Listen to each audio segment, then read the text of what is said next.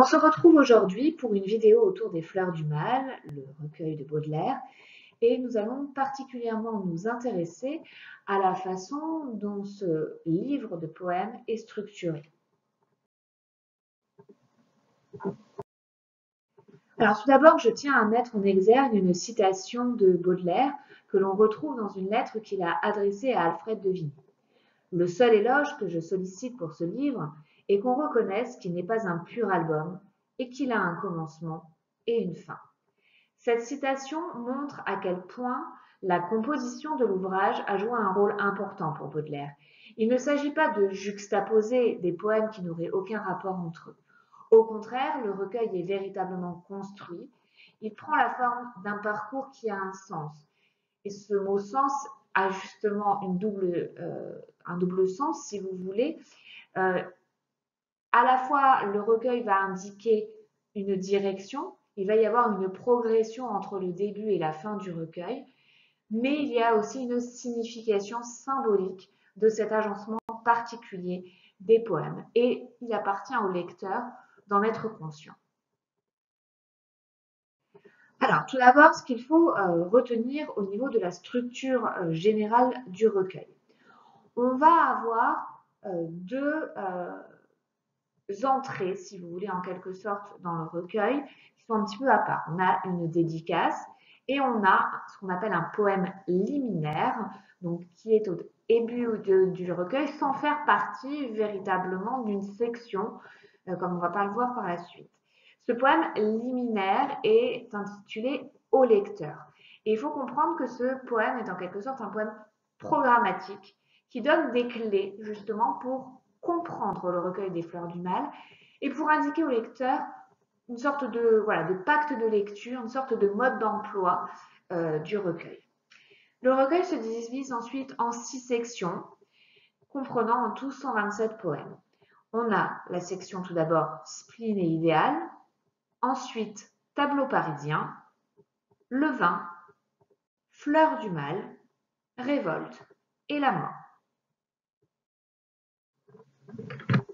Alors, si on s'attarde tout d'abord sur le poème liminaire intitulé Au lecteur, on voit quand on lit ce poème qu'il est une sorte d'hommage à Satan, que Baudelaire définit en quelque sorte comme sa source d'inspiration.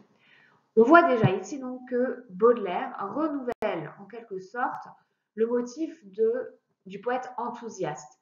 Le mot enthousiaste, au sens étymologique du terme, c'est le poète qui a été inspiré par les dieux. D'accord ? Et bien là, Baudelaire va dire que lui est inspiré par le diable, par Satan. Donc, il ne s'agit pas ici d'une élévation, mais bien d'une chute. Je rappelle autour de cette notion de chute. Il faut savoir que dans notre imaginaire collectif, notamment européen, cette notion de chute est un motif fondamental. On retrouve cette idée dans la Bible. En effet, Adam et Ève commettent le péché originel et ils vont être chassés du jardin d'Éden par Dieu. La vie terrestre est donc assimilée à une chute où l'homme est en quelque sorte marqué à jamais par cette faute morale qu'il a commise. Mais on a aussi, et notamment dans un poème du 19e siècle qui s'intitule Paradis perdu de Milton, ce motif de la chute de Satan. Et ce poème est apprécié par de nombreux poètes du 19e siècle. En fait, Satan, en se rebellant contre Dieu, est considéré comme le premier être à chuter, puisque là aussi, il est banni par Dieu. Or, cette posture est véritablement une sorte de reflet du poète révolté contre sa condition humaine, contre les traditions, aussi bien sociales qu'artistiques. Et en effet, Baudelaire va incarner cette figure du poète moderne, qui, de toute façon, n'est pas adapté à la vie sociale, qui va être un peu en marge et qui va renouveler surtout l'écriture poétique. Alors, on peut remarquer une chose, c'est que progressivement, au fur et à mesure du recueil, on va avoir de moins en moins de poèmes. On remarque que la section Spleen et idéal en comprend 85, que Tableau parisien en comporte 18, Levain 5, Les Fleurs du Mal 9, Révolte 3 et La mort 6. Alors, c'est pas totalement linéaire, hein, je suis bien d'accord avec vous, mais on a cette idée que la voix du poète est en train de s'éteindre progressivement au fil du recueil, à l'image de ses forces physiques et morales qui elles aussi vont décliner. Du coup, l'élévation devient quasiment impossible, le silence s'impose de plus en plus, et le poète va être dans l'incapacité de communiquer. Et en plus, on remarquera que la dernière section du recueil s'intitule La mort, ce qui est hautement significatif et indique bien cette idée de dépérissement au fil du recueil. Alors, tout d'abord, on va parler de spleen et idéal. C'est la partie la plus importante. Elle contient vraiment les grands thèmes du recueil et présente les deux aspects contradictoires de la sensibilité du poète. En effet, le titre de cette section, spleen et idéal, repose sur un oxymore, puisque le mot spleen évoque une tendance à la mélancolie, à la dépression. Hein, c'est un mot qui vient de l'anglais et qui indique vraiment une angoisse profonde et mortifère. Et de l'autre côté, l'idéal qui va représenter le rêve, l'absolu, la perfection. Dans cette section, on remarque que la femme va occuper une place essentielle, de même que le thème de la beauté. Ce thème de la beauté, c'est un thème qui va beaucoup questionner Baudelaire. Quelles sont justement les caractéristiques de la beauté? Qu'est-ce qui est beau? Est-ce qu'il faut être dans la norme pour être beau? Et bien entendu, Baudelaire, par sa modernité, par le choix des thèmes de ses poèmes qui sont parfois choquants, remet en cause cette définition de la beauté. Toutes les tentatives d'aspirer à l'idéal, et en tout cas toutes ces tentatives pour l'atteindre, vont être détruites par cette profonde angoisse existentielle qu'est le spleen. Donc là déjà encore, on a cette idée de chute et d'échec. Dans la section tableau parisien, le Baudelaire va se consacrer à Paris et aux personnages qui peuplent cette ville. En fait, il faut comprendre que Paris va représenter pour Baudelaire une tentative d'évasion. Et il va essayer de se rapprocher de l'autre, de ses semblables. Mais là encore, ça va se terminer par un échec. En fait, Paris va être le reflet de toute la misère, des infirmités, des exilés, des êtres déchus. Et Baudelaire, finalement, au milieu de cette grande ville qui est si peuplée déjà, va se sentir seul. Et il est le premier à mettre en poème, si vous voulez, ce sentiment moderne de la solitude au cœur d'une grande ville. La section 20 montre une autre tentative du poète. Donc, il a essayé de trouver un secours et un soutien dans la ville de Paris. Il va s'évader par le vin, véritable paradis artificiel, hein, comme l'opium que Baudelaire a fortement consommé. Mais là encore, cette tentative n'est pas forcément soldée par une réussite. La section Fleurs du mal reprend, vous le voyez de manière évidente, le titre du recueil et contient les poèmes les plus sensuels de Baudelaire. C'est dans cette partie que vont être évoqués des thèmes comme la luxure, les amours lesbiennes, qui sont là encore une autre façon pour Baudelaire d'essayer de s'évader, sauf que là encore ça va se solder par un échec. Ce vice, cette débauche perpétuelle, aboutissent finalement à un véritable dégoût de soi-même. La section révolte, elle, est une manière de montrer la rébellion de Baudelaire contre Dieu et le recours à Satan. Donc, on l'avait dit, c'était déjà annoncé dans le poème liminaire, mais c'est encore plus marqué dans cette section. Néanmoins, même ce pacte avec le diable n'est pas une réussite et est plutôt vaine. Et enfin, donc, la section intitulée La mort est la dernière partie qui propose une ultime tentative d'évasion, c'est-à-dire trouver le repos dans la mort, cet inconnu absolu. Alors, pour conclure autour de cette structure générale, on peut en quelque sorte diviser le parcours du recueil en 3 moments.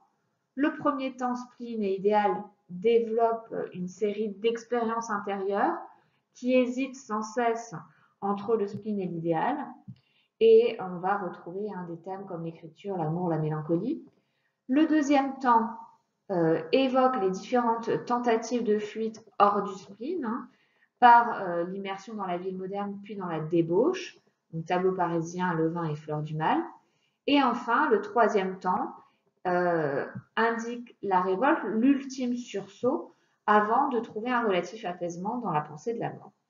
Donc dans la section révolte et la mort. Alors, on va s'attarder un petit peu plus sur chacune des sections pour voir à quel point Baudelaire a orchestré la composition de son recueil. Alors, spleen et idéal, il faut insister sur ces deux mots-là. Le mot spleen, en anglais désigne en fait la rate. Or, cet organe est associé à la mélancolie. Je vous ai déjà expliqué dans plusieurs cours cette théorie des humeurs héritée d'Hippocrate.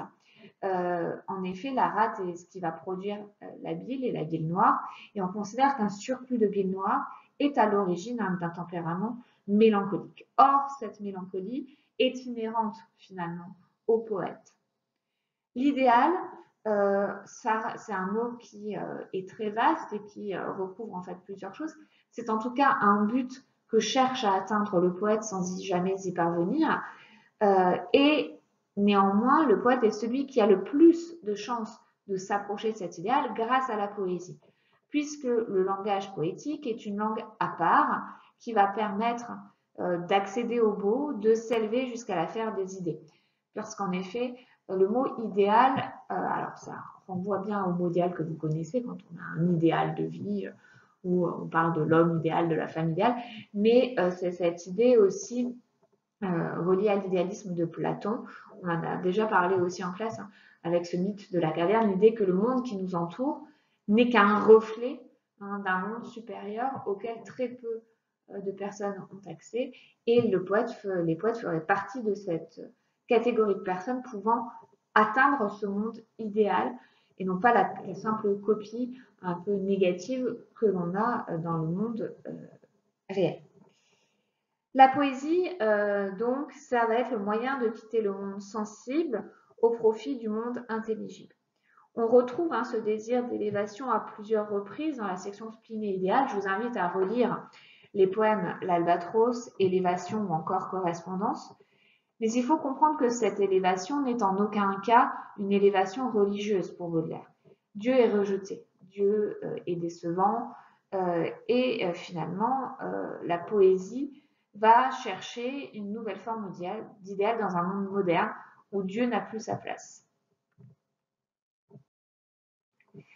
On comprend, donc, comme je vous l'avais dit tout à l'heure, cette tension qui est à l'origine finalement de tout le recueil de Baudelaire entre spleen et idéal. Le poète est pris entre ces deux aspirations, il est déchiré, si vous voulez, entre la mélancolie qui l'enferme dans le monde réel et l'idéal vers lequel il est attiré. Cet idéal qui, justement, est source d'inspiration et le conduit à produire une langue poétique symbolique capable de réenchanter le monde. C'est bien cette idée d'alchimie poétique, d'accord, même dans ce qui est le plus laid, dans le plus ignoble, la langue poétique va être capable de transformer justement l'horreur en beauté grâce à cette particularité symbolique du langage poétique. On remarque donc qu'il y a bien ce mouvement ascendant vers l'idéal qui à chaque fois est retiré vers le bas et devient donc descendant. On passe de l'élévation à la chute, du chant au cri, de Dieu à Satan. Donc on voit bien qu'il y a une bataille, une sorte de lutte entre le spleen et l'idéal et que c'est la langue du poète qui va faire le lien entre les deux. Par conséquent, chez Baudelaire, et encore plus dans cette section, la beauté est toujours ambivalente. Le beau est toujours bizarre. Je vous invite par exemple à relire des poèmes comme Une géante ou La beauté. Il va véritablement mettre en scène cette bataille entre le spleen et l'idéal, mais c'est le spleen qui l'emporte. On remarquera en effet que dans cette section, 4 poèmes sont intitulés spleen et qu'on arrive vraiment au paroxysme, c'est-à-dire au plus haut point du spleen à la fin de la section, avec les poèmes Alchimie de la douleur, que nous avons étudié en classe, Horreur sympathique et L'irrémédiable. Et il y a un dernier sursaut dans l'horloge où la voix du poète se fait entendre et où il essaye de lutter justement contre le temps. Dans la section tableau parisien, on peut considérer qu'elle est la section la plus novatrice, puisque contrairement aux poètes romantiques qui l'ont précédé, Baudelaire ne va pas faire le choix de faire l'éloge de la nature, mais bien de s'intéresser au thème de la ville. Le poète est dans sa mansarde, il est donc dans une posture en surplomb, hein, entre la terre et les cieux, et finalement, il a une posture un peu ambivalente, puisqu'il fait à la fois partie de la ville, puisqu'il y habite, mais tout en étant légèrement en retrait. Cette position en surplomb lui permet de prendre de la hauteur et d'être dans une posture d'observation qui va lui permettre d'écrire ses poèmes. Dans le titre, on remarque le terme de tableau, qui fait bien entendu référence à l'art pictural. Et comme vous l'avez vu dans une précédente vidéo, Baudelaire était un fervent amateur d'art. Il a écrit de nombreux recueils de critiques artistiques et notamment de peinture. Ce terme de tableau renvoie aussi à un procédé, si vous voulez, à une pratique qu'on appelle l'ekphrasis, c'est-à-dire la description d'une œuvre d'art par la poésie. Paris va alors être montré par Baudelaire comme une sorte de monstre effrayant, en métamorphose perpétuelle, et paradoxalement, le choix de cette monstruosité, d'un objet laid, va être une sorte de défi pour Baudelaire et sa langue poétique, qui va avoir pour fonction de montrer la beauté intrinsèque finalement de ce qui est laid. Dans les tableaux parisiens, il cherche aussi à mettre en évidence l'injustice sociale. En effet, dans ses poèmes, il va insister sur le bas peuple de Paris, par exemple dans À une mendiante rousse, Les 7 vieillards, Les petites vieilles, Les aveugles ou encore Le jeu. On insistera aussi sur le fait que cette section se déroule essentiellement de nuit, comme le montrent des titres comme Crépuscule du soir ou Crépuscule du matin. Donc on est dans une atmosphère très sombre et finalement l'horreur du jour inspire l'écriture poétique de la nuit. C'est-à-dire que Baudelaire, qui du haut de sa mansarde ou même en déambulant dans les rues de Paris, observe les misères du peuple, va puiser finalement dans cette journée la matière de son inspiration poétique et des poèmes qu'il va écrire ensuite. De même, paradoxalement, cette ville très peuplée est une ville où l'on ne s'est jamais senti aussi seul. Ce motif de la solitude est très important chez Baudelaire. La rue elle-même est certes un lieu où il y a plein de monde, mais ce n'est qu'un lieu de passage et non plus une rencontre. Je vous incite à lire le poème À une passante, qui justement, de manière poétique, raconte une rencontre ratée et qui n'aura jamais lieu entre Baudelaire et une jeune femme qu'il a vue dans la rue. Dans la section de vin, rappelez-vous, il n'y a que 5 poèmes. Dans l'édition de 1857, c'est une section qui est placée juste avant la mort. Alors on pourrait se demander si justement ce premier choix permettait de dire que le paradis artificiel était une étape avant d'accéder au paradis véritable. Placé plus tôt, là avec l'arrivée de la 3e section, le vin n'est finalement qu'une étape parmi d'autres et n'est qu'un paradis vraiment illusoire. Alors, dans cette section, on retrouve un poème qui s'intitule L'âme du vin. C'est un poème programmatique, une prosopopée. Alors, une prosopopée, c'est quand on donne la parole à quelque chose qui normalement ne parle pas. Et ici, en effet, Baudelaire fait parler l'alcool, qui explique comment il rend content celui qui le boit, comment il permet de fuir la monstruosité du monde et comment il est une source d'inspiration. On a ensuite 4 poèmes pour 4 créatures sociales justement touchées par cet artifice, touchées par l'alcoolisme, les chiffonniers, l'assassin, le solitaire et les amants. Mais là encore, le vin n'est pas une bonne solution. Le vin échoue à faire échapper le poète à son destin dérisoire. La section Fleurs du mal, qui reprend le titre du recueil mais sans l'article, Les Fleurs du mal, est vraiment le moment où le recueil bascule définitivement vers le mal. On a cette idée du démon.